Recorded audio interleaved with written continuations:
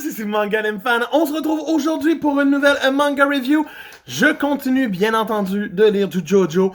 Donc, parlons de Stone Ocean, tome 9, publié chez Delcourt Tonkam. Donc, l'équivalent du tome 72. On continue l'épopée de Jolyne. Jolyne est encore dans la prison et FF et Kenzo sont en train de se battre sur une chaise électrique super éclatée. Dans le fond, Jolyne va finir par aider son ami et d'une certaine façon, Anasui va aussi s'en mêler et aider.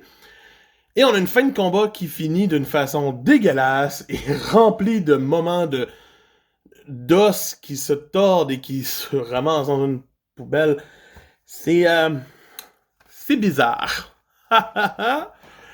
Et après ça, on tombe sur un nouvel arc, après avoir fait un petit retour sur Jotaro. On tombe dans un nouvel arc où c'est que... c'est le même arc, en fait, de la grosse prison.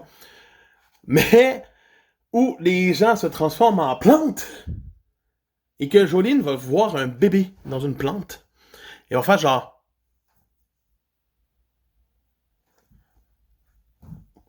va partir avec. Et on va rencontrer le dernier utilisateur de stand de cette partie-là.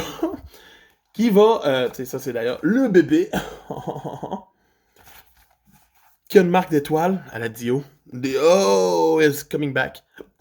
Moi, même, je le vois.